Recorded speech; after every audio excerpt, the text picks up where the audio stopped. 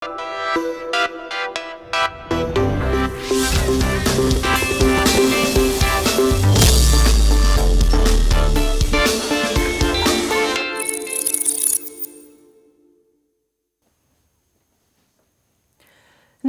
कार्यक्रम प्राइम इस्युमा स्वागत छ। प्राइम इस्युको साथमा म सुषमा छु। आज हामी समसामयिक राजनीतिक विषयलाई नै आजको कार्यक्रममा जोड्नेछौँ र यही राजनीतिक घटनाक्रम पछिल्लो समयको नेकपा भित्रको विवाद सँगसँगै नेकपा जसरी दुई धारमा अगाडि बढिरहेको छ यही प्रसङ्गलाई हामी जोड्नेछौँ। हामीसँग आज एकजना युवा नेता हुनुहुन्छ शङ्कर भण्डारी। उहाँ नेकपाको प्रचण्ड नेपाल पक्षतर्फ हुनुहुन्छ, त्यो समूहतर्फ हुनुहुन्छ।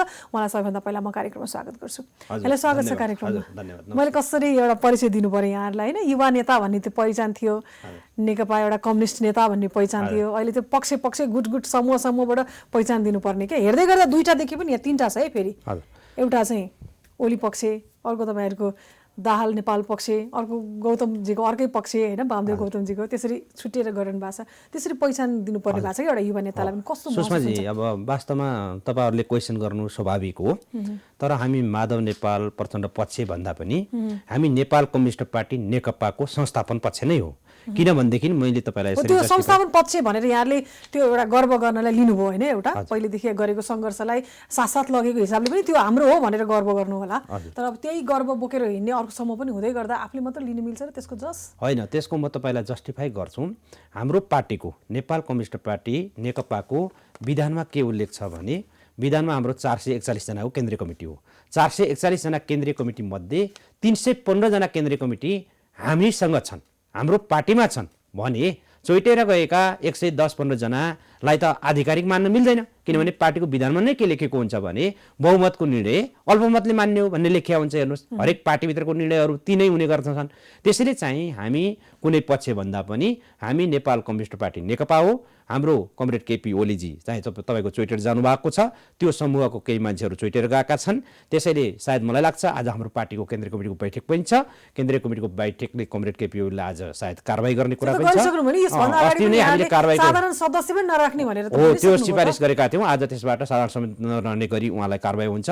त्यसैले अहिलेको जुन यो समस्या आयो अथवा हाम्रो दुईटा पार्टी तत्कालीन नेकपा एमाले र तत्कालीन माओवादी केन्द्र एकजुट नहुँदै यसरी चाहिँ तपाईँको चोइटेर जानुभयो नि। त्यसैले 315 जनाको केन्द्रीय कमिटी र पूर्व 3 जना प्रधानमन्त्री र पूर्व 3 जना पार्टी अध्यक्ष भइसकेका आफ्नो ठाउँबाट कमरेड प्रचण्ड, माधव नेपाल, झलनाथ खनाल लगायत ठुलो सिङ्गो देशभरिको पार्टी हामीसँग भएको कारणले हामी आधिकारिक पार्टी हौँ र संस्थापक पार्टी हौँ। तपाईँहरू त भन्नुभयो, तर यो विवाद त अझै पनि सर्वोच्चमा छ। कसरी भन्ने त यो आफ्नै हो भनेर चाहिँ अब निर्वाचन आयोगमा पनि यो छ, सर्वोच्चमा पनि यो निर्वाचन आयोगले त एक हिसाबले हात उठाइसक्यो नि तपाईँहरू आफ्नो तरिकाले विवाद मिलाउनुहोस् भनेर। उहाँले आधिकारिक यो भनेर त घोषणा त गर्न सक्नु भएन। निर्वाचन आयोगले हाम्रो पार्टीको विधानलाई हेरेर, निर्वाचन आयोगको नियम कानुनलाई हेरेर, देशको सबै जनमतलाई हेरेर, सबै अवस्थालाई मध्यनजर गरेर हात उठाउन मिल्दैन, उहाँले निर्णय गर्नुपर्छ। त्यसैले चाहिँ तपाईँको हामीलाई आशा छ निर्वाचन आयोग एउटा स्वच्छ आयोग हो। त्यो निर्वाचन आयोगले नेपाल कम्युनिस्ट पार्टी नेकपा, जसका अध्यक्षद्वयहरू अहिले माधव नेपाल र प्रचण्ड कमरेड हुनुहुन्छ, हाम्रो पक्षमा उहाँले फैसला गर्छ र सर्वोच्च अदालतमा पनि चाहिँ तपाईँको संसद पुनर्स्थापनाको कुरा छ। त्यो पनि चाहिँ तपाईँको जनताको मतलाई कदर गरेर सर्वोच्च अदालतले पनि संसद पुनर्स्थापनाको पक्षमा निर्णय गर्छ। स्वाभाविक रूपमा ती निर्णयहरू हामी पर्खिराख्छौँ अहिले, किनभनेदेखि यो अदालतमा एउटा छलफलको विषयवस्तु बनेको छ।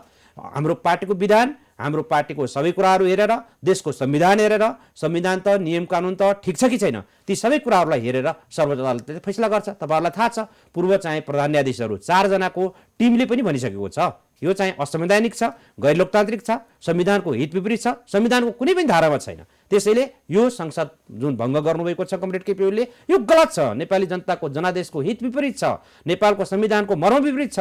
त्यसैले यसलाई चाहिँ संसद पुनर्स्थापना गर्नुपर्छ भनेर पूर्व प्रधान न्यायाधीशहरू, विभिन्न न्यायाधीशहरू, कानुनविदहरू, बौद्धिक वर्गहरू, तपाईँहरू जस्ता पत्रकार मित्रहरू सबैले यो देशभरिका जनताहरूले आवाज उठाइ नै राख्नु भएको छ नि। अब अहिलेको सरकार चाहिँ कसको सरकार त त्यसो भए? यो कठपुतली सरकार हो, यो गैर संवैधानिक सरकार हो, यो कानुनभन्दा बाहिरको सरकार हो। यहाँले नै छान्नु भएको पार्टी अध्यक्ष, यहाँले नै बनाउनु भएको, देशको लागि तोक्नु भएको प्रधानमन्त्री आफ्नै अध्यक्ष भित्रबाट अहिले यो आफै कठपुतली भयो त हो। हामीले छानेका थियौँ, तत्कालीन नेकपा एमालेको पार्टी अध्यक्ष पनि हुनुभएको थियो। त्यो तत्कालीन नेकपा एमालेको पार्टी अध्यक्ष भइसकेपछि त्यतिखेर तत्कालीन माओवादी केन्द्रसँग सहकार्य र त्यसपछि पार्टी एकीकरण गरेर संयुक्त चुनावमा गइसकेपछि उहाँलाई प्रधानमन्त्रीको उम्मेदवार पनि बनायौँ र हामी लाखौँ कार्यकर्ताहरूले उहाँलाई चाहिँ यत्रो हाइटमा बनाइदियौँ। प्रधानमन्त्री बनाइदिउँ, तर आज नेपालको कम्युनिस्ट आन्दोलनलाई उहाँले समाप्त पारिदिनु भयो। त्यति मात्र होइन, नेपालको संविधानलाई तपाईँको च्यात दिने काम गरिदिनु भयो, नेपालको संविधानमाथि प्रहार गरिदिनु भयो। तपाईँहरूलाई थाहा छ नि, यो संविधान ल्याउँदाखेरि कति चाहिँ रगत बगेको छ, कति चाहिँ तपाईँको देशले दुःख पाएको छ, कति नेपाली जनताले दुःख पाएको छ। यी सबै कुराहरूलाई बिर्सेर उहाँले आफ्नो प्रधानमन्त्री कुर्सीमा बसिराख्नका लागि, टाँसिनका लागि देशको व्यवस्थामाथि नै प्रहार गरिदिनु भयो। उहाँमाथि पनि त प्रहार हुँदै थियो नि त। उहाँमाथि तपाईँहरूले संसदमा अविश्वासको प्रस्ताव ल्याउने तयारी गरिसकेपछि आफ्नो बचाउमा पनि प्रधानमन्त्रीले केही भूमिका त गर्न पाउनु पर्यो नि। यो उहाँको लागि आफ्नो तर्फबाट न्यायोचित होला नि। कमरेड केपी ओलीलाई हामीले के भनेका थियौँ भने तत्कालीन दुईटा पार्टी एकता हुँदाखेरि 2.5 वर्ष आलो पालो प्रधानमन्त्री खाने, पार्टीको अध्यक्ष पनि त्यसै गरी जाने अभिव्यक्ति त घरि प्रधानमन्त्री पनि हो भन्नुहुन्छ, घरि तपाईँहरूको अहिले पार्टी अध्यक्षज्यूले पनि होइन यस्तो अब उहाँले नै चलाउनुहुन्छ पनि भन्नुहुन्छ। यसमा फरक फरक विचार आएको छ। त्यसैले सुन्नुहोस्, यो 2.5 वर्ष कहिले पनि आएन होइन, 2.5 वर्षमा पनि पछि कमरेड प्रचण्डले के भनिदिनु भयो र सिङ्गो पार्टीले पनि के भनिदियो भने 5 वर्ष तपाईँ प्रधानमन्त्री हुनुहोस्। तर ठिक थियो त, त्यसमा ठिक थियो त। कहाँनिर बिग्रियो म तपाईँलाई कुरा जोड्दैछु। कहाँनिर बिग्रियो भनेदेखि 5 वर्ष चाहे तपाईँको प्रधानमन्त्री हुनुहोस् भनेर पनि हाम्रो सम्पूर्ण पार्टीले कमरेड ओलीलाई छाड्नुभयो र अध्यक्ष पनि अर्को चाहिँ हाम्रो पार्टीको महाधिवेशन नआउनसम्म दुवैजना अध्यक्ष भइराख्नुहोस् भन्ने म्यान्डेट हुँदै कमरेड केपी ओलीले त्यत्रो अधिकार प्राप्त गर्दै उहाँले कहाँनिर बिगार्नुभयो भने उहाँले जम्मै चाहिँ तपाईँको आफ्नो घेरा वरिपरि रहेका मान्छेहरूलाई मात्र चाहिँ तपाईँको संरक्षण गर्ने, देशको संविधानमाथि प्रहार गर्न खोज्ने, हाम्रो पार्टीको विधानमाथि प्रहार गर्न खोज्ने, हाम्रो पार्टीको कुनै पनि बैठकका निर्णयहरू नमान्ने, हाम्रा पार्टीका कुनै पनि वरिष्ठ नेताहरूको सरसल्लाह नमान्ने, सचिवालय कमिटीको बैठकको निर्णय नमान्ने, स्थायी कमिटीको नमान्ने, केन्द्रीय कमिटीको नमान्ने, तपाईँको केन्द्रीय कमिटीकालाई चाहिँ तपाईँको सडक छाप बनिदिने, स्थायी कमिटीकालाई हुलडबाज बनिदिने, विभिन्न चाहिँ तपाईँको पार्टीलाई नोटेरिसकेपछि, बैठकलाई नोटेरिसकेपछि र जुन लाखौँ कार्यकर्ताहरूको मनोभावनालाई नगरिसकेपछि खालि भ्रष्टाचारीहरूलाई संरक्षण गर्ने, आफ्नो मनलाग्दो काम गर्ने, जस्तै राजदूतहरू नियुक्ति गर्दाखेरि होस्, विभिन्न पोलिटिकल एपोइन्टमेन्टहरू गर्दाखेरि भागभण्डाको कुरा मिलेन,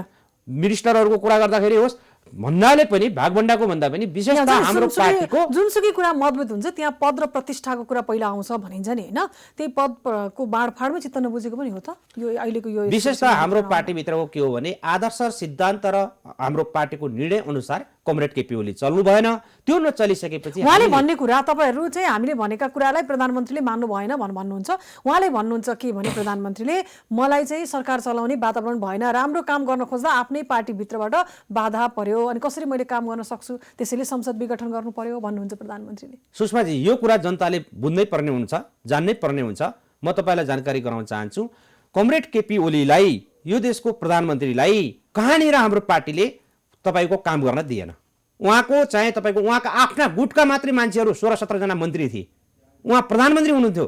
हाम्रो संसदीय प्रणालीमा प्रधानमन्त्री भनेको धेरै ठुलो शक्तिशाली चिज हो। कुनै मन्त्रीले चाहिँ डिस्टर्ब गर्यो भने पनि उहाँले रोक्न सक्नुहुन्छ। हो, उहाँलाई हामीले कहाँनिर काम गर्न दिएनौँ भने गोकुल बास्कोटा जस्ता क्वेसन मार्क उठिसकेका 70 करोडको भ्रष्टाचारको कुरा आएका त्यसलाई छानबिन गर्नुपर्छ, कारबाहीको दायरामा ल्याउनुपर्छ भनेर हामीले आवाज उठाएकै हो। हामीले कहाँनिर काम गर्न दिएनौँ भने जुन नेपालको राष्ट्रिय अस्तित्व, नेपालको स्वाधीनता, नेपालको सबै कुराहरू हितको पक्षमा छ कि छैन, जस्तै संयुक्त सैन्य अभ्यास छ कि छैन, त्यहाँ यो डिस्टर्ब छ, यो राम्रो काम छैन, होली वाइन राम्रो काम भएन भनेर हामीले रोक्न खोजेकै हो। लगायत यस्ता जस्तै तपाईँको एमसिसीको सम्बन्धमा नेपालको राष्ट्रिय हितमा छैन, यो चाहिँ गलत छ भनेर हामीले रोक्न खोजेकै हो। तर उहाँलाई यो देशको समृद्धि गर्नुहोस्, यो देशको विकास गर्नुहोस्, यो देशको विकासको खाका कोरेर नेपाली जनतालाई सुखी नेपाली समृद्ध नेपाल बनाउनुहोस् र यो देशलाई भ्रष्टाचारविहीन देश बनाउनुहोस् भनेर त हामीले उहाँलाई जहिले पनि हाम्रो पार्टीले सारा नेपाली जनताले उहाँलाई म्यान्डेट पनि दिएको हो, त्यो काम गर्ने वातावरणमा दिएकै हो नि। तर उहाँले चाहिँ तपाईँको आफ्ना जम्मै वरिपरिका नजिकका मान्छेहरूले भ्रष्टाचार गर्न सक्ने छुट नेपाल कम्युनिस्ट पार्टीले दिने थिएन र नेपाली जनताले पनि दिने थिएन। त्यसैले त्यस्ता कामहरू हामीले रोकेकै हो। तर चाहिँ तपाईँको राम्रा कामहरू त गर भनेकै हो नि। हामीले यो देशको विकासको खाका कोर भनेर भने होइन त, हामीले कोही डिस्टर्ब गऱ्यौँ? ठुला मेगा प्रोजेक्टहरू उहाँले ल्याउँदै गर्दा कहीँ हामीले आमहडताल गऱ्यौँ? कुनै पार्टीले गरे, अन्य राजनीतिक पार्टीहरूले गरे? कसैले पनि गरेनन्। त्यसैले उहाँले आफ्नो एउटा स्वेच्छाचारी तरिकाले आफ्नो एउटा तपाईँको शासन गर्ने जुन एउटा उहाँको इच्छा छ, तानाशाह भन्ने इच्छा छ, तानाशाह बन्ने शैलीबाट र स्वेच्छाचारी शैलीबाट मनोगत तरिकाबाट कुनै पनि पार्टीलाई नटेरेर नेपाली जनताको जनादेशलाई अपमान गरेर उहाँ अगाडि बढ्न खोज्दाखेरि पो समस्या आएको। नत्र त उहाँलाई त हामीले 5 इयर्स तपाईँ नै प्राइम मिनिस्टर बन्नुहोस् भनेर हामीले उहाँलाई त्यो छाडेकै हो नि। त्यसैले चाहिँ तपाईँको कमरेड केपी ओलीले आफ्ना दोषहरूलाई ढाकछोप गर्नका लागि नेपाल कम्युनिस्ट पार्टीले अथवा त्यहाँका वरिष्ठ नेताहरूले काम गर्न दिएनन् भनेर संसद पुनर्विघटन गर्न मिल्छ? त्यो कहीँ छ के खालि हाम्रो यो पार्टीभित्रको कुरा मात्र हो र? यो त संविधानको कुरा हो नि त, यो चाहिँ तपाईँको देशको कुरा हो नि, नियम कानुनको कुरा हो नि। यहाँ अन्य विभिन्न राजनीतिक दलहरू छन्। हाम्रो संविधान त्यत्रो चाहिँ तपाईँको जनयुद्धबाट, त्यत्रो जनआन्दोलनबाट, लामो एउटा ठुलो त्याग तपस्या र बलिदानीबाट बनाइएको संविधान हो। आज त्यो संविधानको त आज हत्या गरेको छैन त। कुनै कानुनविदहरूले भनेका छन् यो संविधान चाहिँ तपाईँको अनुसार काम गर्नुभयो, संसद पुनर्स्थापना भयो भनेर कसैले भनेका छन्? भनेका छैनन्। त्यसैले कमरेड केपी ओलीले जुन कदम चाल्नुभएको छ यो सरासर गलत छ र यो कदमबाट उहाँ ब्याक नभएसम्म उहाँको शासन, अहिलेको उहाँको सरकार धेरै दिन जान्दैन, धेरै दिन अगाडि बढ्दैन। तपाईँहरूलाई थाहा छ अहिले देशव्यापी रूपमा हाम्रा पार्टीका आमसभाहरू भइरहेका छन्, कार्यक्रमहरू भइरहेका छन्। यो सरकार जाँदैन भनेर यहाँकै भनाइमा यो सरकार धेरै लामो छैन भन्ने त उहाँले चुनाव घोषणा जुन मितिमा गर्नुभएको छ नि त्यो चुनावको मितिले पनि निर्धारण गर्छ नि त, उहाँहरूको छोटो समयकै सरकार हो भनेर। त्यस्तो हुँदाहुँदै तपाईँहरू पनि जानुहोस् चुनावमा, केपी ओलीले राम्रो काम गर्न सकेन भने जनताले पनि हेरिरहेका होलान्, फेरि चुनाव हुन्छ, जनताको जनादेशमा जाने, किन डराउने त यो प्रचण्ड नेपालसम्म चुनाव? होइन, यो चुनाव गर्नको लागि मिति घोषणा गर्नुभएको हो र?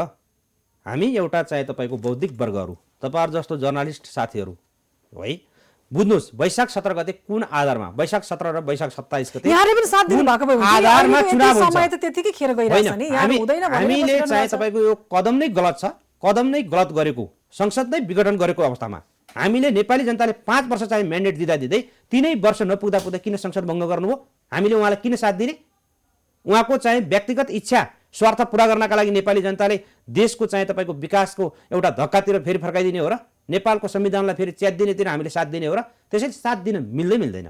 हामीले त कहाँनिर हो भनेदेखि यो वैशाख 17 र 27 गते उहाँले आफू कुर्सीमा टिकिराख्नका लागि उहाँले यो चुनाव घोषणा गर्नुभएको हो। नत्र यत्रो करोडौँ अरबौँ रुपियाँ खर्च हुन्छ चुनावमा, तपाईँहरूलाई थाहा छ।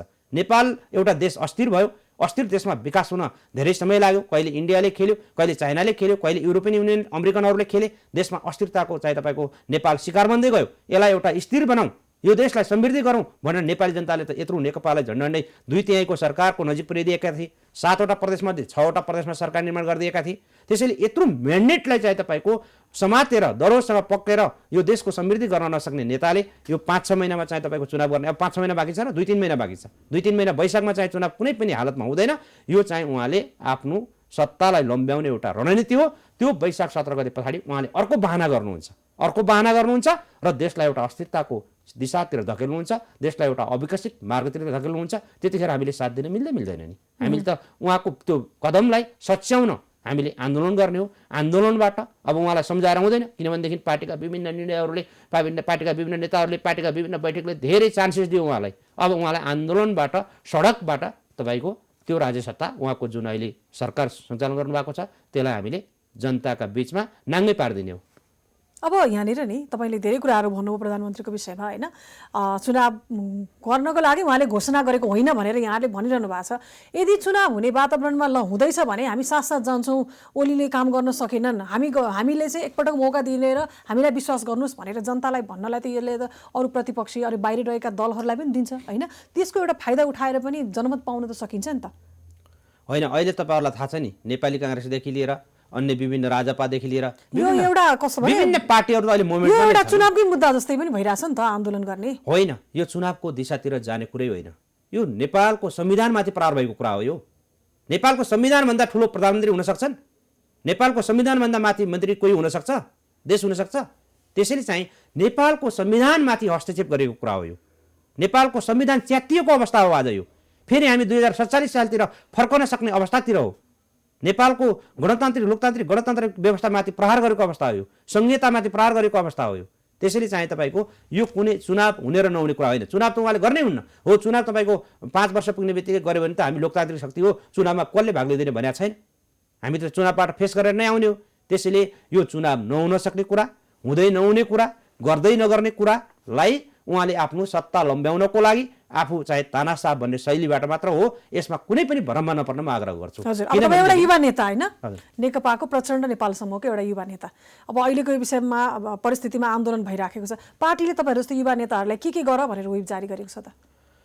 अहिले अब हामी जस्तो युवा नेताहरूलाई मात्र होइन कि यो देशभरिका जनताहरूलाई देशप्रति माया भएको, संविधानप्रति माया भएको, यो राष्ट्रप्रति माया भएको, आफ्नो देशको स्वतन्त्रता, अखण्डता, आफ्नो देशको रक्षाको लागि माया भएको सबै नेपालीहरूलाई अहिलेको जुन कदम चालेको छ यो सरकारले, यो सरकारका विरुद्धमा देशभरि आन्दोलनहरू सिर्जना गर्ने, त्यो माहौल सिर्जना गर्ने, फेरि देशलाई एउटा संविधान त, नियम कानुन त अगाडि बढाउने, संसद पुनर्स्थापना गर्ने, त्यसपछि देश एउटा दिशातिर अगाडि बढाएर त्यसपछि चाहे तपाईँको फेरि चुनावमा जाने कुरा त त्यो छँदैछ आफ्नो। पहिलो कुरा अहिले संसद पुनर्स्थापना हुनु पर्यो, देशको संविधानको संसद रक्षा हुनु पुनर्स्थापनाको पर्यो। लागि अहिले पार्टीको हामीलाई चाहिँ तर्फबाट आग्रह- यहाँलाई यो गर्नुपर्छ भनेर केही त तोकिएको होला नि त जिम्मेवारीहरू। अहिले हामीलाई त अब विभिन्न मोमेन्टहरू गर्ने, विभिन्न मिडियाहरूमा बोल्ने, यो सरकारको कदमका विरुद्धमा भण्डाफोर गर्ने, अनि संसद पुनर्स्थापना गर्नका लागि हामीले पहल वातावरण बनाउने, त्यो मोमेन्टबाट हुन्छ। अब अरू त कुनै उपाय नै रहेन, आन्दोलनबाट नै रहने हो। त्यसैले चाहिँ तपाईँको आन्दोलनको आँधीबेहरीलाई सृष्टि गर्ने हो, तपाईँको यो आन्दोलनको आँधीबेहरीले सर्वोच्चमा जुन विचाराधीन मुद्दा छ नि त्यसलाई प्रभाव पार्दैन त? यो राजनीतिक विषयवस्तु हो, यो कुनै व्यक्तिगत लेनदेनको विषयवस्तु होइन। त्यसैले चाहिँ तपाईँको राजनीतिक आन्दोलनले के भन्छ भनेदेखि संसद अहिले पुनः अदालतको मुद्दा आउला, त्यसपछि आन्दोलनका कार्यक्रमहरू गरौँला भन्ने हुँदैन। राजनीतिक विषयवस्तुहरूले अहिले सडकबाट पनि गर्ने हो, त्यो हाम्रो उसमा पनि चाहिँ मुद्दा छँदैछ। त्यसो भए प्रधानमन्त्रीले भन्नुभएको छ त अहिले मैले जे कदम गरेँ यसमा तपाईँहरू संविधानको पाना नपल्टाउनुहोस्, मैले राजनीतिक रूपमा संसद विघटन गरेको हो भनेर त प्रधानमन्त्रीले पनि भन्नुभएको छ। राजनीतिक रूपमा भन्दा मिल्दैन। नेपालको संविधानमा संविधान अनुसार विघटन गर्ने अधिकार राख्नुपर्छ। नेपालको संविधानमा के लेखेको छ भनेदेखि अहिले कुनै पनि संसद विघटन गर्न पाइन्छ भनेर भनिएकै छैन। त्यो हिजो 2047 सालको उसमा भनिएको थियो। किनभनेदेखि पछि तपाईँको जब 2072 सालको संविधान बन्यो, त्यो 2072 सालको संविधान बनाउँदाखेरि यी विषयवस्तुहरूमा निकै व्यापक छलफल भयो। किन छलफल भयो भने सरकारहरू बन्ने, जनताले म्यान्डेट दिने, होइन, बहुमत पनि आउने, 2/3 बहुमत पनि आउने, तर बिचैमा सरकारहरू ढालिदिने पटक पटकका इतिहासका उदाहरण भयो नि। त्यसपछि के भयो भने अब सरकार ढाल्नका लागि पार्टीभित्रमा पनि चाहे तपाईँको 40% पुर्याउनु पर्ने संसद विघटन गर्नका लागि, अनि त्यसपछि चाहिँ तपाईँको संसदमा पनि 40% पुर्याउनु पर्ने, पार्टीको केन्द्रीय कमिटीमा पनि 40% पुर्याउनु पर्यो, संसदमा पनि पुर्याउनु पर्यो। कमरेड केपी ओलीले त्यो पुर्याउनु भयो त?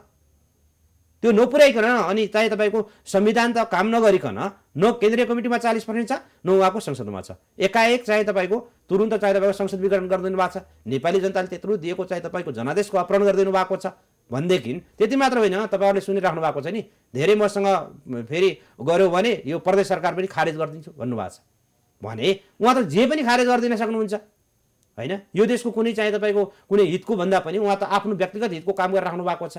त्यसैले यो एकदमै तपाईँको राजनीतिक बेइमानी भयो, राजनीतिक गलत काम भयो। त्यसैले कमरेड केपी ओली जुन लागेका छन् उहाँको पछाडि उहाँले जुन क्रियाकलापहरू गरिराख्नु भएको छ, अहिले तपाईँहरूले हेरिराख्नु भएको छ नि, ठाउँ ठाउँमा ठुला ठुला आमसभाहरू, जुलुसहरू उहाँहरूले गरिराख्नु भएको छ कमरेड केपी ओलीले। यो पार्टी एकता गर्दाखेरि पार्टी नै एकता नहुनसम्म उहाँले चुक्कु लाएर राख्नुभयो क्या। पार्टी एकता नै गर्न दिनु भएन, पार्टीका कुनै बैठक नै बस्न दिनुहुन्न, पार्टीको बैठकमा आफै अध्यक्ष हुनुहुन्छ, आफै उपस्थित हुनुहुन्न। अहिले यत्रो मास परिचालन गर्नका लागि राज्यको पुरै खर्च भइरहेको छ। उहाँ मैले अहिले भर्खरै अनलाइन खबरमा एउटा न्युज पढेको थिएँ, उहाँको कुन एउटा कानुन मन्त्रीले चाहिँ तपाईँको त्यो पर्सि यता मधेसतिर कार्यक्रम हुँदैछ त्यहाँ उठाउनको लागि चन्दा आफ्नो लेटर प्याडमा लेखिराख्नु भएको छ। देशभरि रूपमा तपाईँको देशको चाहिँ तपाईँको राज्य शक्तिको दुरुपयोग गरिराख्नु भएको छ। चन्दादेखि लिएर राज्यको सारा श्री सम्पत्ति प्रयोग गरेर त्यहाँ मान्छे उतारेर नाटक गरेर राख्नु भएको छ। हेर्नुहोस्, आफै गलत काम गरेर राख्नु भएको छ, आफू यो देशको चाहिँ पुरा एकदम हिरो भयो जस्तो आत्मकलानी नभए। यति सबै यो परिस्थिति हुँदाहुँदै संविधानको किताब पनि त छ नि त, होइन? संविधानको पुस्तक पनि छ, त्यसमा लेखेका एक एक बुँदाहरू प्रष्ट छन्, तर पनि सर्वोच्चमा यो मुद्दा किन लम्बियो त यति लामो? त्यो अब सर्वोच्च अदालतको कुरा हो, होइन? न्यायालयप्रति हामी विश्वास गर्छौँ, न्यायालयप्रति हामी सम्मान गर्छौँ, तर न्यायालयले पनि नेपाली जनताको जनादेशको सम्मान गर्छ कि गर्दैन हेर्न त बाँकी छ नि। त्यसैले चाँडो यदि भोलि संसद पुनर्स्थापना भएन त्यो स्थितिमा के गर्छ त नेकपाको प्रचण्ड नेपाल समूहले? संसद पुनर्स्थापना हुनुपर्छ, हुन्छ। हामी न्यायालयप्रति विश्वास गर्छौँ, न्यायालयले चाँडोभन्दा चाँडो यसको फैसला गर्नुपर्छ। निर्वाचन आयोगले पनि हाम्रो पार्टीको आधिकारिकताको बारेमा चाँडोभन्दा चाँडो फैसला गर्नुपर्छ। अब होइन भनेदेखि विश्वका उदाहरणहरू तपाईँहरूलाई थाहा छ, विश्वका शासकहरूले विभिन्न चाहिँ हस्तक्षेपहरू गर्न सक्छन्। नेपालका अहिलेका तत्कालीन शासकले पनि त्यो हस्तक्षेपहरू गर्न खोज्छन्, गरि पनि रहेका छन्। अब त्यस्तो त हाम्रो जनताको आन्दोलनबाट नै हो। तपाईँहरूलाई थाहा छ नि, यो देशको राजा त चाहिँ तपाईँको जनताको आन्दोलनबाट गए, यो देशका राणाहरू, यो देशका तानाशाहहरू, शासकहरू सबै आन्दोलनबाट गए भने कमरेड केपी ओली त धेरै ठुलो शासक होइन नि, होइन? अहिले भर्खर बन्न खोजेका शासक हुन्, उहाँलाई त नेपाली जनताले त्यो चाहिँ तपाईँको माफी गर्नेवाला नै छैन। हेर्नुहोस्, यत्रो चाहिँ तपाईँको ठुलो एउटा बलिदानीबाट आएको संविधानमाथि आज प्रहार गरिएको छ, यत्रो नेपाली जनताको चाहनामाथि आज कुठाराघात भएको छ। हाम्रा सबै बालबालिका, हाम्रा सारा हामीभन्दा पछाडिका भाइहरू चाहिँ विदेश गइरहेका छन्, अल्पत्र परिरहेका छन्। दिनदिनै तपाईँको 5-6वटा लासहरू तपाईँको एयरपोर्टमा मान्छे बाकसमा प्याक भएर आइरहेका छन्, हजारौँ मान्छे टन्टलापुर घाममा काम गरिरहेका छन्। दुःख व्यथा छ नि। यो त अब यस्तो समस्याको अन्त्य होला, देशमा औद्योगिक कल कारखानाहरू खोल्लान्, ठुला ठुला प्रोजेक्टहरू आउलान्, देश एउटा स्थिरताको हिसाबबाट अगाडि बढ्ला, देशमा विकासको गति चाहिँ तपाईँको फड्को मर्ला र हाम्रो अगाडिको पुस्ताले पनि दुःख पायौँ, हामीले पनि दुःख पायौँ। तर हामीभन्दा पछाडिका सन्ततिहरू, हामीभन्दा पछाडिका पुस्ताहरूले यो देशमा समृद्धि भएको देख्लान्। जसरी चाहे तपाईँको युरोप, अमेरिका, खाडी मुलुक, भारत जहाँ जहाँ जान्छन् नि त्यहाँ जान नपर्ला, त्यसको अवस्था अन्त्य होला भनेर यत्रो चाहे तपाईँको 2 तिहाईको सरकार दिए, यत्रो शक्तिशाली प्रधानमन्त्री बनाए। तर आज सबै नेपाली जनताको सपनामा त चक्राचुर पारिदिनु भयो नि कमरेड केपी ओलीले। त्यसैले यस्तो गल्तीलाई नेपाली जनताले पक्कै पनि माफ दिँदैनन्। तपाईँले यति धेरै सपनाहरू भन्नुभयो है, प्लानहरू पनि भन्नुभयो, भोलिको देशमा यसरी देश अगाडि बढ्नुपर्छ भनेर प्लानिङ पनि सुनाउनु भयो। सुन्दा निकै राम्रो देखिन्छ होइन, तर व्यावहारिक रूपमा देशमा गणतन्त्र आएपछि जनताले वास्तवमा जीवनमा परिवर्तन भएको अनुभूति गर्न पाछन् त छैनन् नि? होइन, परिवर्तन भएको छ। धेरै कुना कान्दराहरू गाउँघरमा, म अस्ति भर्खरै चाहिँ तपाईँको 24-25 दिन मेरो आफ्नै जिल्ला अछाममा म घुमेर आएँ। 25 दिन घुम्दाखेरि सबै तपाईँ अहिले यो अछाम घुम्न जानुभएको आफ्नो जिल्ला भनेर जानुभएको हो कि होइन? प्रचण्ड नेपाल समूह त्यहाँ भाषण गर्न आउँदै हुनुहुन्छ, एउटा जनसमूह चाहिँ ठुलो बनाउनुपर्छ, बृहत बनाउनुपर्छ, हाम्रो आवाज ठुलो छ भन्नको लागि होइन, हामी राजनीतिक स्वार्थ त लुकेको छ। हामी राजनीतिक गर्ने मान्छे हो, हामी भाषण गर्न कार्यक्रममा त गएकै हो, त्यहाँ जागिरी खान एनजिओ कार्यक्रममा गएको होइन। त्यसैले चाहिँ म तपाईँलाई सुनाउँदै थिएँ गणतन्त्र आइसकेपछि के पाएँ भनेर। अहिले कुना कान्दरा अछाम भनेको धेरै विकट जिल्ला हो, धेरै राजधानीबाट धेरै दूरी टाढा छ त्यो होइन, जान पनि निकै समय लाग्छ। त्यस्तो ठाउँमा पनि म तपाईँलाई उदाहरणको रूपमा भनेको, त्यस्तो ठाउँमा पनि सबै ठाउँमा बाटाघाटाहरू पुगेका छन् होइन। विकास त केही भएको गणतन्त्रले ल्याएको थियो होइन, त्यो त अब अहिले सङ्घीय संरचनामा गइसकेपछि जब स्थानीय सरकारहरूलाई चाहिँ तपाईँको अधिकार दियो, नेपालमा जब 3टा सरकारहरू बने होइन, केन्द्रीय सरकार, प्रदेश सरकार र स्थानीय सरकार बने, स्थानीय सरकार भयो त स्थानीय सरकारमा बजेट गयो नि त होइन। भनेपछि स्थानीय सरकार र प्रदेश सरकारले त राम्रो काम गरेको रहेछ। यो केन्द्रको लडाइँलाई तपाईँहरूले प्रदेश सरकारसम्म किन लानुभयो त? होइन, केन्द्रको लडाइँ नै होइन। अहिले कमरेड केपी ओलीले गरेको काम केन्द्रको मात्र होइन, मैले तपाईँलाई यो धेरै पटक दोहोऱ्याइसकेँ। यो त हाम्रो कानुनमाथिको प्रहार हो, हाम्रो संविधानमाथिको प्रहार हो। त्यसको लागि तपाईँले प्रधानमन्त्री केपी शर्मा ओलीसँगै लड्नु पर्यो नि त। किन प्रदेश सरकारमाथि पनि तपाईँहरूको यो अविश्वासको प्रस्तावसम्म दर्ता हुने परिस्थिति आयो? त्यो फरक कुरा हो नि त, कामै गर्न दिन्न भन्ने त मनस्थिति यहाँमा छ। त्यो यस्तो हो, हेर्नुहोस्, राजनीतिक रूपमा जब विभाजन भइसकेपछि माथिदेखि तल त्यो वार्डसम्म हुन्छ। अहिले तपाईँहरूलाई थाहा छ नि, केपी ओली टिममा लागेका मान्छेहरू पनि तल वार्ड कमिटीसँग कमिटी बनाइराखेका छन्। हामी जो नेपाल कम्युनिस्ट पार्टी नेकपा, अब अहिले हाम्रा अध्यक्ष 2 जुन माधव प्रचण्ड छन्, हामी पनि वार्डसम्म कमिटी बनाइरहेका छौँ। त्यो प्रदेश सरकार होस्, स्थानीय सरकार होस्, केन्द्रीय सरकार होस्, त्यो सबै ठाउँमा लागू हुन्छ होइन। तर मैले भन्न खोजेको के हो भने, हामी 2टा पार्टीको अथवा 2टा समूहको मात्र यो लडाइँ होइन। अहिलेको लडाइँ, अहिलेको हाम्रो आवाज, अहिलेको हाम्रो माग भनेको त के हो भने, नेपाल देशको संविधानमाथि फेरि चाहिँ तपाईँको सङ्कट भयो, त्यो नेपालको संविधानमाथि नेपालकै प्रधानमन्त्रीले च्यात्ने काम गरे, यसको रक्षा गर्नुपर्छ भनेर सबै पार्टी लागेका नि। हामी मात्र लागेका छौँ, तपाईँलाई थाहा छ नि, नेपाली काङ्ग्रेसको पनि मुभमेन्ट छ। त्यसमा पनि फरक मत छ नि, कतिपय दबावमा कुनै पनि परिस्थितिमा बोल्ने कुरा र त्यो त पार्टीभित्र फरक मत स्वाभाविक हुन्छ। तपाईँको यही टेलिभिजनभित्र पनि फरक मत हुन्छ नि, आफ्ना धारणाहरू, आफ्ना कन्सेप्टहरू हुन्छ नि। यहाँकै बोर्ड मिटिङ बस्यो भने पनि, यहाँकै तपाईँहरू सबै स्टाफहरूको मिटिङ बस्यो भने आफ्ना सुझावहरू, धारणाहरू राख्छन्। सुझाव धारणा राखेपछि त्यहाँबाट एउटा निष्कर्ष आउँछ, त्यो निष्कर्ष अनुसार अगाडि बढ्छ। हो, यहाँनिर मैले तपाईँले भनेकै उदाहरणमा भने है, फरक मत हुन्छ भनेर यहाँ आफैले पनि स्वीकार्नुहुन्छ। नेकपा जुन चाहिँ 2 तिहाई बहुमत नजिक प्राप्त सरकार, बलियो सरकार, एउटा जनताले विश्वास गरेको सरकार बनेको थियो, 5 वर्षको लागि जनताले विश्वास गरेको एउटा होइन। यसमा तपाईँहरूको नेकपा भनेको केपी शर्मा ओली र पुष्पकमल दाहाल प्रचण्ड मात्र थिएन नि त होइन? तपाईँहरूले किन पार्टीलाई पहिले सच्याउन सक्नु भएन? हो, यहाँनिर तपाईँ क्लियर हुनु जरुरी छ। हामीले पार्टी सच्याउनलाई अलिकति म तपाईँसँग समय लिन्छु। 2टा पार्टी एक भइसकेपछि हाम्रो पार्टीको 3 महिनाभित्र एकताका काम सक्ने भनेको थियो है। 3 महिनाभित्र त के तपाईँको 3 वर्ष हुनसम्म पनि सकेन। किन? कमरेड केपी ओलीले पार्टीलाई अगाडि बढ्न नै नदिने हो। मैले यही भनेको, किन कुनै एउटा व्यक्ति मात्रै नेकपा हो र? सुन्नुहोस् न, कमरेड केपी ओली भने उहाँको समूह त त्यो भयो नि त, उहाँ पार्टीको अध्यक्ष भयो नि त। जस्तै प्राइम टेलिभिजनमा केही काम गर्नु छ भने त पहिलो त यहाँको टेलिभिजनको अध्यक्ष हाम्रो ऋषि धमलाजीले त्यसको चाहिँ यो गति कसरी बढाउने भन्ने उहाँसँग प्लान, भिजन सबै कुराहरू हुनु पर्यो नि। हामी कहाँ 2टा अध्यक्षको व्यवस्था गर्नु, तर सबै 2टा अध्यक्षको विधानमा के लेख्यो, सहमति अनुसार काम गर्ने भन्नु। कमरेड केपी ओलीले अब उहाँ एकदम अप्ठ्यारो छ, गाह्रो छ, बिरामी हुनुहुन्छ, अथवा चाहिँ तपाईँको बालुवाटारमा एकदम व्यस्त हुनुहुन्छ, देशको प्रधानमन्त्री हुनुहुन्छ भनेर हामीले उहाँको सजिलोको लागि त बालुवाटारमा उहाँकै कोठाको साइडमा हाम्रा जहिले मिटिङहरू भयो नि, स्थायी कमिटीको, सचिवालयको, केन्द्रीय कमिटीको, तर उहाँ त्यो बैठकमै नआउने। बैठकमा किन नआउने थाहा छ? बैठकमा उहाँको कुरा अल्पमतमा पर्छ कि, उहाँको कुरा त्यहाँ एक्सेप्ट हुँदैन कि भनेर डराएर हुन्छ पार्टी अध्यक्षले। राजनीतिकमा त बहस हुन्छ, छलफल हुन्छ।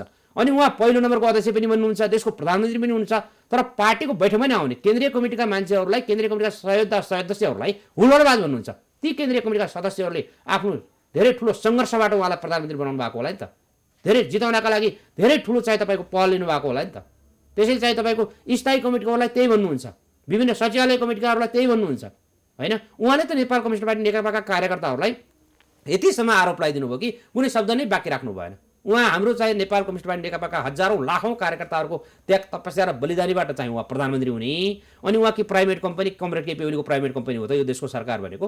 त्यसैले उहाँलाई पटक पटक हामीले सच्याउँदा नत्र होइन भनेदेखि उहाँलाई कारवाही गर्ने हो भने त हाम्रो केन्द्रीय कमिटीमा पनि बहुमत थियो, स्थायी कमिटीमा पनि बहुमत थियो, सचिवालयमा बहुमत थियो, जतिखेर पनि कारवाही गर्न सकिन्थ्यो, उहाँ प्रधानमन्त्रीबाट हटाउन सकिन्थ्यो। तर हामीले त्यसो गर्नुहुन्न।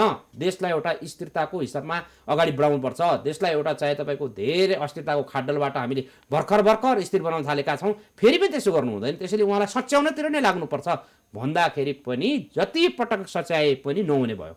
तपाईँहरूलाई थाहा छ हामीले धेरै पटक एकचोटि स्थायी कमिटीको बैठक गर्दा स्थायी कमिटीबाट पनि समाधान नभइसकेपछि एउटा कार्यदल बनायौँ, पार्टीको कार्यदल। त्यो कार्यदलले पनि उहाँलाई म्यान्डेट दियो 5 वर्ष उहाँ प्रधानमन्त्री हुने, अध्यक्ष पनि हुने। अब त्यसपछि चाहिँ तपाईँको माथिको क्याबिनेट पनि चेन्ज गर्ने, प्रदेशका पनि आवश्यक हेरफेर गर्ने, सबै कुराहरू पार्टीसँग सरसल्लाह गरेर राष्ट्रिय अन्तर्राष्ट्रिय विषयवस्तुहरूमा पार्टीसँग गम्भीर सरसल्लाह गरेर अगाडि बढ्ने भन्ने भयो।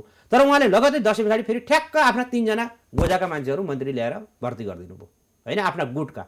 कुनै पार्टीसँग सरसल्लाह होइन। यो देशको अर्थमन्त्री बनाएको मान्छेलाई, यो देशको चाहिँ तपाईँको राष्ट्रिय सभामा ल्याएको मान्छेलाई फेरि चाहिँ तपाईँको एकैचोटि अमेरिकाको राजदूत पनि बनाइदिनु भयो होइन। उहाँ बाहेक, युवराज खतिवडा बाहेक यो संसारमा कोही छैन त मान्छे होइन। त्यसैले भन्न खोजेको के हो भने उहाँले पार्टीका बैठकका निर्णयहरूलाई कहिले पनि नमानिसकेपछि पार्टी बाध्य भएको थियो। तर बाध्य हुँदाहुँदै पनि अझै उहाँ सुध्रनुहुन्छ कि भनेर हेरिरहेको थियो। तर त्यो हेर्दै उहाँले पार्टी संसदीय विघटन गरिदिनु भयो, देशलाई एउटा अस्थिरतातिर लैजानुभयो, नेपालको कम्युनिस्ट आन्दोलनलाई विघटन गर्ने दिशातिर लैजानुभयो, नेपालको संविधानमाथि प्रहार गरिदिनु भयो। त्यसैले त आज उहाँका विरुद्धमा देशव्यापी रूपमा यत्रो जनमत छ। यो देशव्यापी रूपको जनमतले उहाँलाई धेरै दिन त्यो प्रधानमन्त्रीको कुर्सीमा बस्ने अब समय छैन। हजुर, अब यहाँको आन्दोलनमा जाउँ है। सुदूरपश्चिमबाट तपाईँ फर्किनु भएको होइन, जहाँ गएर कमरेड प्रचण्ड, माधव कुमार नेपालले पनि गएर जनताका माझमा बोल्नुभयो, आफ्नो आवाजहरू राख्नुभयो। कस्तो किसिमको प्रतिक्रिया पाउनुभयो? किनभने हिजोको दिनमा कोरोनाको कहर हुँदा नि यहाँबाट मान्छेहरू खाली खुट्टा एउटा गाडी पनि नभएर कुनै पनि पार्टी राजनीतिक दलले गाडीको व्यवस्था गरेन होइन। हामीले खान पाएनौँ, काठमाडौँमा भोकै पर्यौँ भनेर रुँदै गाउँ लागेको अवस्था थियो होइन। अहिले त्यही मान्छेहरू है, त्यही जनताहरूलाई तपाईँले एसी गाडी चढाएर मासु भात खुवाएर काठमाडौँमा भेला गराउनु भयो, ठाउँमा भेला गराउनु भयो भन्ने आवाज आउँछ नि। यो कस्तो लाजमर्दो स्थिति है। हिजो यो राजनीतिक दल कहाँ थियो? तपाईँले बडा असाध्यै मार्मिक र गम्भीर क्वेसन चाहिँ सोध्नुभयो। किनभनेदेखि कुनै बेला काठमाडौँदेखि तपाईँको सुदूरपश्चिमसम्म पुगे, यता पाथरसम्म पुगे, विभिन्न जिल्लाहरूसम्म हिँड्दै गए। कोरोनाको कहर थियो, हामीले त्यहीँनिर आवाज उठाइरहेका थियौँ। राज्य खोइ, नेपाली जनताको सरकार खोइ भनेर हामीले त्यहाँनिरबाट आवाज उठाइरहेका थियौँ। यत्रो कोभिड-19बाट देश ग्रस्त छ, त्यहाँनिर राज्यले जिम्मा लिनुपर्छ कि पर्दैन, आफ्नो जनताको सरकारले जिम्मा लिनुपर्छ कि पर्दैन भन्ने माग हाम्रो पार्टीभित्रको लडाइँ त्यो पनि हो। कतिपय तपाईँहरूलाई यस्ता दर्दनाक घटनाहरू छन्। कतिपय हाम्रा इन्डिया गएका दाजुभाइहरू सुदूरपश्चिमबाट त्यहाँ नाकामा आउन नपाएर नदीमा हाम फालेर मृत्यु भएका पनि छन्। आफ्ना बाबुआमाहरू चाहिँ तपाईँको गाउँघरमा बुवा आमाहरू मरिरहेका छन्, बाटामा बसेर काचक्रिया गर्नु परेको अवस्था पनि छ। दर्दनाक घटनाहरू हुने। नाना बालबालिकाहरू काखमा लिएर चाहिँ तपाईँको रातारात पुलिससँग छलेर जङ्गलको बाटोहरू मान्छे राजधानीबाट भागे। त्यहाँनिर सरकारले म्यानेजमेन्ट गर्नुपर्छ, विभिन्न राजनीतिक दलहरूले म्यानेजमेन्ट गर्नुपर्छ। मुख्य कुरा त चाहिँ तपाईँको सरकारको दायित्व हो, राजनीतिक दलको पनि दायित्व हुन्छ त्यहाँ होइन। मेन कुरा चाहिँ गभर्मेन्टले आफ्नो नागरिकहरू अल्पत्र पर्यो भने, समस्यामा पर्यो भने, भोको रह्यो भने, नाङ्गो रह्यो भने, बेरोजगार रह्यो भने व्यवस्था गर्नु पर्यो परेन। अन्यत्र राज्यका लागि हाम्रो क्वेसन यहाँबाट हुँदै गर्दा कमरेड केपी ओलीलाई हामी त्यही भनिरहेका थियौँ। यसको जवाबदेही चाहिँ कमरेड केपी शर्मा ओली मात्रै हुनुपर्छ, प्रचण्ड नेपाल पक्षको हुनु पर्दैन। हामी सबै हुनुपर्छ, कुनै समूहको कुरै छैन। हामी सबै नागरिक हुनुपर्छ। तपाईँको तर्फबाट तपाईँले कति गर्न सक्नुहुन्छ, मैले मेरो तर्फबाट कति गर्न सक्छु, आफ्नो तर्फबाट सबै नागरिकहरूले गर्नुपर्छ। मेरो भनाइ त के हो भने पुग्नेले चाहिँ नपुग्नेलाई दिने हामीले पनि गरेका छौँ होइन। सयौँ मान्छेहरूलाई राहत वितरण गरेका छौँ होइन। तर त्यो कुरा भन्दा पनि मुख्य कुरा त गभर्मेन्टले दायित्व लिनु पर्यो नि। गभर्मेन्ट भने कमरेड केपी ओली मात्रै होइन नि त होइन। सङ्घको सरकार छ, प्रदेश सरकार छ, स्थानीय सरकारहरू छन्, वार्ड सरकारहरू छन्। यी सबै सरकारहरूले, सबै चाहिँ तपाईँको जिम्मेवारी नागरिकहरूले त्यतातिर गर्नु पर्थ्यो। त्यो कुरामा पनि हामी चुक्यौँ। त्यसैले हाम्रो पार्टीभित्रको विवादका कुराहरू यस्ता धेरै छ। त्यो मात्रै एउटा होइन। ल अब त्यो हिजोको दिनमा गल्ती भयो, फेरि आज तपाईँहरूले त्यही जनतालाई एउटा समूहमै लगेर हुलमुलमा लगेर फेरि अर्को जोखिममा पनि त राख्नुभयो नि त। अहिले कस्तो भइदियो भनेदेखि तपाईँलाई म भनौँ, म पनि चाहे तपाईँको अहिले यहाँ तपाईँसँग आउँदाखेरि पनि मास्क नलाएर आएँ कि हतारमा। कारण कस्तो भइदियो भने अब यो कोरोना नै एक प्रकार हो नि त, यसरी टेलिभिजनमा भन्न त ठिक होइन, तर एक प्रकार मान्छेले अब यो मास्क नै लाउन छाडिदिए अवस्था आइसक्यो। किन आइसक्यो भने राजधानीमा त छ, हेर्नुहोस् अस्ति मात्रै मैले धनगढीको कार्यक्रममा पनि हेरेँ 60-70 हजार जति मास्क थियो होला होइन। अब विभिन्न चाहिँ अरू विभिन्न मिडियाबाट पनि मैले हेरिरहेको छु देशैभरिका मास्कहरू। अब मान्छे चाहिँ तपाईँको यो कमरेड केपी ओलीले यो कोरोनाको चाहिँ मास्क नलाउने बनाइदिए, अवस्था त्यस्तो सिर्जना गरिदिए क्या। अवस्था कस्तो सिर्जना गरिदिए भने अब मुभमेन्ट गर्नुपर्ने छ, आन्दोलन गर्नुपर्ने छ, आन्दोलनको तपाईँको सिर्जना गर्नुपर्ने छ। अब मान्छे जसरी पनि ठोक्किहाल्छ हेर्नुहोस् होइन, सँगै बसिहाल्छ, खालि मास्कले मात्र हुँदैन हो। त्यस्तो कुराहरू सचेतना अपनाउनु पर्छ, मास्क लाउने, सेनिटाइजर लाउने, ती सबै कुराहरू छाड्नु हुँदैन। तर त्यस्तो प्रकारको एउटा इन्भाइरोमेन्ट भयो। म 20-25 दिन घुमेँ, अब कयौँ दिन मास्क लाउँथेँ, तर त्यहीँ सँगै टाँसेर आउँछन्, के गर्छन् त्यो राजनीतिक कार्यक्रममा। त्यसैले यो दर्दनाक छ, यो यस्तो अवस्था नआउनु पर्ने थियो होइन। अहिले यस्तो हाम्रो अवस्था त यस्तो आउनु पर्थ्यो कि देशमा चाहिँ तपाईँका समृद्धिका ढोकाहरू चाहिँ तपाईँको ओपन भएको अवस्था आउनु पर्थ्यो। हामीले यहाँ चाहिँ तपाईँको आर्थिक समृद्धि कसरी गर्ने त्यसको बहस गर्नु पर्थ्यो। अवस्था यस्तो सिर्जना भयो, फेरि पनि देश चाहिँ तपाईँको ब्याकअपतिर गयो कि। यो तपाईँहरूले भन्नुहुन्छ नेकपा अलग अलग तपाईँहरूले कार्यक्रम गर्नुहुन्छ, स्थानीय तहसम्म पुगेर यहाँले जसरी समूहहरू बनाएर कामहरू गरेर राख्नु भएको छ, आवाज उठाइरहनु भएको छ, यो यहाँहरूको तर्फबाट पहल। तर जनताले बुझ्दा त अझ पनि नेकपा त फुटेको छैन नि त। नेकपा अब विभाजनको सङ्घारमा छ, कानुनी दायरामा नफुटे पनि अब केही त यो तपाईँको फुटेको त भनौँ, चोइटेर गएको भने पनि हुन्छ, फुटेर गएको भने पनि हुन्छ होइन। कानुनी दायरामा त बाँकी छ, किनभनेदेखि हामी पनि नेपाल कम्युनिस्ट पार्टी नेकपा भन्छौँ, कमरेड केपी ओलीको समूहले पनि त्यो भन्छ। तर यसलाई अब एउटा विभाजनको सङ्घारमा हाम्रो पार्टी गएको त जगजाहेरी छ हो। भोलि कानुनी रूपमा मिल्न सक्ला, भोलि पर्सि मिल्न सक्ला, त्यो आफ्नो ठाउँमा छ। भनेपछि मिल्ने सम्भावना पनि देख्नुहुन्छ। एउटा समूह पनि छ वामदेव गौतम, मिलाउनु पर्छ भनेर उहाँ एकीकरणको आवाज लिएर म यो गरेरै छाड्छु भनेर पनि उहाँले उद्घोष गरिसक्नु भएको छ। त्यो कतिको सम्भावना? राजनीतिकमा विभिन्न सम्भावनाहरू त रहन्छन्। कमरेड वामदेव गौतमले पनि त्यो पहल कदमी लिनुभएको छ र हामी सबै नेपाली जनताको चाहना र नेपाल कम्युनिस्ट पार्टीका कार्यकर्ताहरूको चाहना पनि पार्टी मिलोस् भन्ने नै हुन्छ, पार्टी फुटोस् भन्ने कसैको चाहना हुँदैन। तर कमरेड केपी ओली प्रवृत्ति चाहिँ फुट्नै पर्छ। कमरेड केपी ओली प्रवृत्ति जुन छ, यो प्रवृत्ति पार्टी मिलेर रह्यो भने पनि यो चाहिँ दीर्घकालीन पार्टी बन्न सक्दैन। उहाँको ओली प्रवृत्ति चाहिँ फुट्नै पर्छ, त्यो सच्याउनै पर्छ होइन। तर पार्टी त चाहिँ फेरि पनि मिल्यो भने सबै नेपाली जनता, नेपाल देश, हाम्रो विकासको लागि, हाम्रो सबै चाहिँ तपाईँको नेपाल कम्युनिस्टको आन्दोलनको लागि यो त राम्रो विषयवस्तु हो। तर त्यो सम्भावना तत्काल अहिले देखिँदैन। अब यहाँनिर नि अर्को पनि तपाईँलाई भन्न मन लाग्यो मलाई, जस्तो यो आन्दोलन भइरहँदाखेरि यति धेरै गाली गलोच छ, प्रधानमन्त्री ओलीले एकतर्फबाट धारा प्रवाह दिनुहुन्छ, ए माधव नेपाल यस्तो प्रचण्ड यस्तो, नेकपा अहिले गएको चोइटेर गएको, उहाँले पनि त्यही भन्नुहुन्छ, चोइटेर अलग भएर गएको समूह यस्तो, यता अर्को समूह तपाईँहरूको समूह छ, त्यहाँ पनि त्यस्तै किसिमको, त्यहाँ जे सवाल हुन्छ त्यसको अर्को जवाफ आउँछ। कस्तो अवस्था आयो यो होइन। जनताले सुन्दा त त्यो हुन्छ नि, आन्दोलन भन्दा पनि यहाँले भोलि गएर कहाँ कस्तो किसिमको अभिव्यक्ति दिन्छ, उसलाई कस्तो आरोप लाउँछ, त्यो सुन्न पो रमाइलो गरिरहेको स्थिति भयो त। अब उहाँ त हास्य व्यङ्ग्यात्मक कलाकार पनि हो, त्यो त सिको गरेको पनि देखियो नि त होइन। हास्य व्यङ्ग्यात्मक कलाकारहरू चाहिँदैन कमरेड केपी ओली भएको ठाउँमा। हाम्रो सम्माननीय प्रधानमन्त्री यस्तो चाहिँ विलक्षण प्रतिभाको हुनुहुँदो रहेछ, कमेडियन प्लस कलाकार है। त्यसैले चाहिँ तपाईँको उहाँ अब धेरै त्यो उखान टुक्का जान्नुहुन्छ।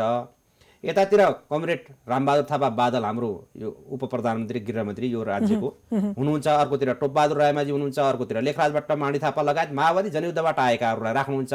अनि बेसरी माओवादीहरूले यत्रो चाहिँ हत्या गरे, देश बर्बाद पारे भनेर गाली गर्नुहुन्छ, सँगै उहाँहरू सुनिराख्नु भएको छ। त्यो उहाँहरूको भनेपछि राजनीतिमा नैतिकता र नीति छैन। त्यसैले म उहाँहरू जो माओवादी जनयुद्ध तपाईले जसरी लिनुस्, राजनीतिमा नीति नैतिकता छैन। त्यसैले हो तपाईँले भने जस्तै जसरी ती जनयुद्ध हाँकेर आएका नायकहरू हुँ, कमान्डरहरू भन्थे, किन सुनेर बसिराख्नु भएको छ? त्यही कुर्सीको लागि हो, मन्त्री सन्त्रीको लागि हो भने त बेग्लै कुरा हो होइन। तर नेपाल देशको लागि होइन, एउटा चाहिँ तपाईँको आफ्नो आदर्श सिद्धान्तको लागि, विचारको लागि हो भने त उहाँलाई कति पिन्च पर्या होला। तिमीहरू माओवादीहरू हत्याराहरू भन्दै गर्दा कमरेड केपी ओलीले ती माओवादीबाट आएका, पङ्क्तिबाट आएका साथीहरूलाई, ती नेता कमरेडहरूलाई कति चाहिँ अप्ठ्यारो फिल भएको होला। त्यसैले मैले भन्न खोजेको के हो भने गाली गलौज गर्नु राम्रो होइन कुनै पनि पार्टीका नेताहरूलाई, एकले अर्कोलाई हो। पार्टीहरू विभिन्न बेला फुटेका हुन्छन् होइन, पार्टी फुट्न पनि सक्छन्, जुट्न पनि सक्छन्, यो आफ्नै ठाउँमा छ, राजनीतिक आफ्नै ठाउँमा छ।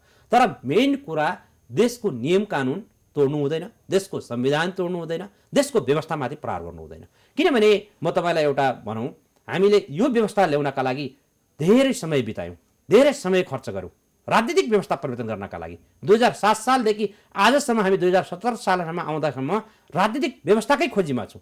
अब त बल्ल चाहिँ तपाईँको 2072 सालको संविधान बनिसकेपछि अब नेपालमा राजनीतिक व्यवस्थाका लागि हामी लड्यौँ, धेरै समयहरू बितायौँ। अब राजनीतिक स्थिरता हुन्छ र हामी देशमा एउटा समृद्धिको खाका कोरेर अगाडि बढ्छौँ भन्ने जुन चाहना थियो नि, त्यो फेरि कमरेड केपी ओलीले बर्बाद पारिदिनु भयो क्या। यहाँनिर दुःखको कुरा हो होइन। पार्टी फुट्ने कुरा, पार्टी हुने कुरा, नहुने कुरा, यी सहायक कुराहरू हुन् जस्तो लाग्छ मलाई। देशको व्यवस्थामाथि नै प्रहार भएको कारणले देश फेरि चाहिँ तपाईँको अस्थिरतातिर धकेलियो, देश फेरि चाहिँ तपाईँको अग्रगमन नभएर प्रतिगमनतिर धकेलियो।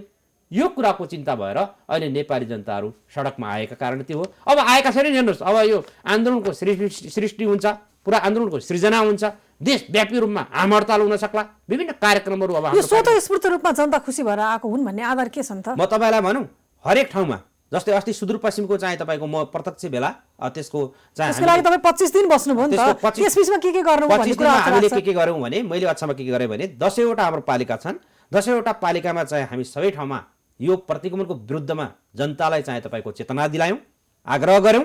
नेपालको स्वाधीनतामाथि, नेपालको संविधानमाथि, नेपालको अखण्डतामाथि सबै ठाउँबाट प्रहार भइरहेको छ।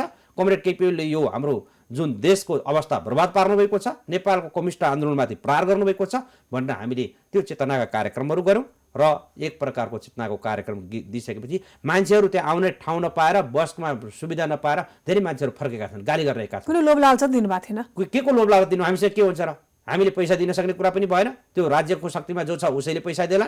हामीले चाहिँ खाना खुवाउन सक्ने पनि अवस्था छैन। स्वस्फूर्त रूपमा आफै आएका हुन्। हो कतिपय ठाउँमा अब सामान्यतः अब कोही साधन भयो भने गाडी साडीहरू कोही 1-2 ठाउँमा अब नपुगेको त्यस्तो गर्न नसक्ने अवस्थाका कार्यकर्ताहरूलाई त्यहाँ चाहिँ तपाईँको सहुलियत होला, नत्र त अरू कुनै पनि चाहिँ तपाईँको भत्ता दिने कुरा पनि भएन होइन, कुनै चाहिँ तपाईँको खानाको व्यवस्था पनि थिएन। एकदम स्वस्फूर्त त्यस्तै आएको थियो त, भत्ता पनि दिने, मासु भात पनि खाने। असाध्यै गलत कुरा हो, असाध्यै गलत कुरा हो। सायद मलाई लाग्छ कमरेड केपी ओलीले पनि त्यो आफ्ना जम्मा गरेका कार्यकर्ताहरूलाई भत्ता दिनुहुन्न होला, उहाँले बढीमा मासु भात खुवाउनु होला। हामी त त्यो मासु भात खुवाउन सक्ने अवस्था पनि छैन होइन। उहाँले बसको व्यवस्था गरिदिनुहुन्छ होला, हामीले त्यो बसको व्यवस्था गर्न सक्ने पनि अवस्था छैन। स्वस्फूर्त रूपमा आफ्नो ठाउँबाट जसले जति सक्छ त्यति हो हाम्रा शुभचिन्तक। भनेपछि तपाईँहरू लड्दै गर्ने, गाडी चढेर आए पनि गाडी भाडा तिरेर पनि दुःख पाउने सबै जनताले नै हो है लास्टमा? होइन, जनता भन्नाले अब सबै जनताहरू पनि त्यहाँ हाम्रो कार्यक्रममा टोटल जनताहरू आएको होइन नि त, पार्टीका कार्यकर्ताहरू हुन् नि, पार्टीका शुभचिन्तक समर्थक कार्यकर्ताहरू। भनेपछि जनताभन्दा कार्यकर्ता र नेता धेरै रहेछन् देशमा रहेछन्, हेर्नुहोस् होइन। अब त्यस्तो त नभनौँ, तर तपाईँ जति आन्दोलन भए होइन ती सबै आन्दोलनमा पुगेका छन्। जस्तै मैले सुदूरपश्चिमको तपाईँलाई अनुभव, केही व्यक्तिहरू पनि हुनुहुन्थ्यो कि उहाँलाई संसद विघटन के हो भन्दाखेरि संसद विघटनको अर्थ पनि नबुझेका व्यक्तिहरू पनि हो। त्यस्ता मान्छेहरू पनि आउलान् स्वाभाविक रूपमा होइन। गाउँबाट कतिपय मान्छेहरूले ल्याएका होलान्, होला जाउँ हेर्न पनि भनेका होलान्, नेताहरू के बोल्छन्, काठमाडौँ घुमाउँछु पनि भनेका होलान्। ती विभिन्न राजनीतिका कुराहरू हुन्, तर यी सहायक कुराहरू हुन्। हेर्नुहोस्, मुख्य कुरा के हो भने, मुख्य कुरा भनेको अहिले देशमाथि भइरहेको प्रहार हो, के हो व्यवस्थामाथि भइरहेको प्रहार हो। यो तपाईँलाई थाहा छ नि, बौद्धले व्यवस्था ल्याउनलाई कति समय लड्नु पर्यो होइन, त्यसपछि तपाईँको यो गणतन्त्र ल्याउनलाई कति समय लड्नु पर्यो। माओवादी त्यत्रो चाहिँ तपाईँको जनयुद्ध नै गर्नुभयो होइन, त्यत्रो रगत बग्यो होइन, त्यत्रो चाहिँ लोकतान्त्रिक शक्तिहरू चाहिँ तपाईँको सडक आन्दोलन गर्नुभयो, राजालाई फाल्न कम दुःख भएन। त्यसैले यो व्यवस्थामाथिको प्रहार हो। यो व्यवस्था जोगायौँ भने हामीले देशको विकास पनि गर्न सक्छौँ होइन। संविधानलाई जोगायौँ भने संविधान अनुसार देश अगाडि पनि बढ्छ। अब जोगाउन सकेनौँ भने त फेरि हामी फेरि राजनीतिक व्यवस्थाका लागि लडाइँ लड्न सुरु गर्नुपर्ने बाध्यता हुन्छ। फेरि थाकेर कोठाभित्र गएर बसेर त हुँदैन। अस्ति मलाई एउटा मिडियाले सोध्नु भएको थियो, यो त चाहिँ तपाईँको अदालतमा भइराखेको विषयवस्तु तपाईँहरू किन सडकमा बोलिराख्नु भएको छ? अनि हामी राजनीति गर्ने मान्छेहरू घरभित्र लुकेर बसेर त हुँदैन नि होइन। नेपाली जनतालाई जागरुक बनाउने, सचेतना दिलाउने, देशको चाहिँ तपाईँको व्यवस्थामाथि प्रहार भएको छ, यसलाई हामीले रोक्ने भनेर हामी विभिन्न कार्यक्रमहरू गर्नुपर्छ भनेर हामीले यसरी चाहिँ जनताहरूलाई अहिले भनिराखेका छौँ। भोलि नेकपा नमिल्ने अर्को कुरा होइन, पहिलो रूपमा अहिले चुनावको घोषणा भएको हिसाबले आम रूपमा चुनाव पनि हुन्छ कि भन्ने एउटा आशा पनि हुन्छ, जनतामा पनि हुनसक्छ नि। अब जति अरबौँ खर्च भए पनि भोलि चुनाव हुने स्थिति आउने भनेर जनताले एउटा त्यो पनि बुझेका छन्। आम रूपमा उहाँले प्रश्न बुझ्नु होला नबुझ्नु त्यो अर्को कुरा हो, तर चुनाव हुँदैछ भने प्रधानमन्त्रीले घोषणा गरेको कुरा जनताको कानमा पुगेको छ। भोलि चुनाव भएको स्थितिमा तपाईँहरूको यो चुनाव चिन्हमा पनि प्रश्न छ नि त होइन, कसले लिने भनेर। यो चुनाव चिन्ह चाहिँ के हुन्छ र कसको नेकपा? आग्रह गर्छौँ उहाँले चुनाव गर्नुहुन्छ भने अहिलेसम्म त हाम्रो नेपाल कम्युनिस्ट पार्टी नेकपाको आधिकारिक पार्टीको हो भनेर फैसला गरिसकेको अवस्था छैन होइन। आज चाहिँ झन्डै तपाईँको अब यो विवादले नै होला नि, 7 दिनु भएको भए त 17-27 मा चुनाव हुने सम्भावना बन्थ्यो होला नि त। होइन, विवादले भन्दा पनि यो त विवादको कुरै भएन, यो त मैले अघि धेरै पटक दोहोऱ्याइसकेँ। यो त देशमाथिको आक्रमण हो, व्यवस्थामाथिको आक्रमण हो। हाम्रो विवाद त आफ्नो ठाउँमा छ। अब हामी त पार्टीको एउटा विभाजनको सङ्घारमा गइसक्यौँ होइन, तर यो देशैमाथि भएको कारणले नेपाली काङ्ग्रेसले त ल नेपाल कम्युनिस्ट पार्टी नेकपा फुटेपछि त धेरै खुसी हुन्थ्यो नि, किनभनेदेखि हामी फुट्यो भने त नेपाली काङ्ग्रेस स्वतः जित्छु भनेर खुसी हुन्थ्यो। तर नेपाली काङ्ग्रेसले आन्दोलन गर्नुपर्ने अवस्था किन आइपुग्यो? अन्य विभिन्न पार्टीहरूले किन आन्दोलन गर्नुपर्ने अवस्था आइपुग्यो? त्यसैले सबैलाई देशको चिन्ता हो, सबैलाई नेपाली जनताको चिन्ता हो, सबैलाई नेपालको देशको संविधान कानुन सबै कुराको चिन्ता हो। त्यसैले यहाँ चाहिँ तपाईँको पार्टी फुट्ने र विवादको कुरा होइन। त्यसैले वैशाख 17 र 27 गते कुनै पनि हालतमा कमरेड केपी ओलीले आफ्नो कुर्सी 6 महिना लम्ब्याउनको लागि यत्रो चाहिँ व्यवस्थामाथि प्रहार गरेका होइनन्, यत्रो नेपालको कम्युनिस्ट आन्दोलनलाई तहस-नहस पार्दिएका होइनन्। उनले गर्न खोजेका के हुन् भने जसरी ज्ञानेन्द्र राजाले, तत्कालीन राजाले आफूलाई श्रीपेटले नपुगेर फेरि मन्त्री परिषदको अध्यक्ष हुने रहर राखे नि, देशको व्यवस्थामाथि प्रहार गरे नि, त्यसै गरी कमरेड केपी ओलीले आफू शासक बन्ने एउटा इच्छाबाट, त्यो शैलीबाट उहाँले यो व्यवस्थामाथिको प्रहार गर्नुभएको हो। उहाँले हत्तपत्त उहाँले चाहिँ तपाईँको 6 महिनामै कुर्सी खाली गर्ने, 1 वर्षमै कुर्सी खाली गर्ने उहाँ कुनै पनि हालतमा गर्नुहुन्न। यदि गर्नु छ भने फेरि पनि म तपाईँलाई यही टेलिभिजन मार्फत वैशाख 17 गते पछाडि अथवा त्यहाँ नजिक फेरि एउटा इन्टरभ्यू दिउला, यो रेकर्ड गरेर राख्नु होला। कुनै पनि हालतमा चुनाव गर्ने दृष्टिकोणबाट गरेकै होइन, चुनाव हुँदैन। चुनाव यो अहिलेको जुन यो सरकार छ, मैले अघि नै भनिसकेँ कठपुतली सरकार भनिसकेँ, यो कठपुतली सरकारसँग चुनाव गर्ने अधिकार पनि छैन, उसले चुनाव गरेको हामीलाई कसैलाई विश्वास पनि छैन। हस् हामी अन्त्यमा चाहिँ बिदा माग्नुपर्छ।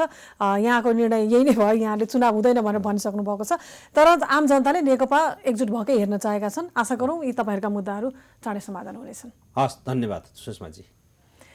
दर्शकवृन्द, प्राइम इस्युमा हामीले पछिल्लो समय नेकपाभित्रको विवाद र नेकपा जसरी फुट्यो भनिएको छ, आधिकारिक रूपमा फुट्न नसके पनि फरक फरक रूपमा जसरी कार्यक्रमहरू भइरहेका छन्, आवाजहरू उठिरहेका छन् र चुनावको घोषणा जसरी प्रधानमन्त्रीले गर्नुभएको थियो, यो चुनाव हुँदैन भन्ने किसिमका आवाज पनि उठिरहेका छन् र अबको राजनीतिक गति यस्तो परिस्थितिमा के हो, यसै विषयलाई हामीले केलाउने प्रयास गरेका थियौँ। आजलाई यति नै बिदा पाऊँ। नमस्ते।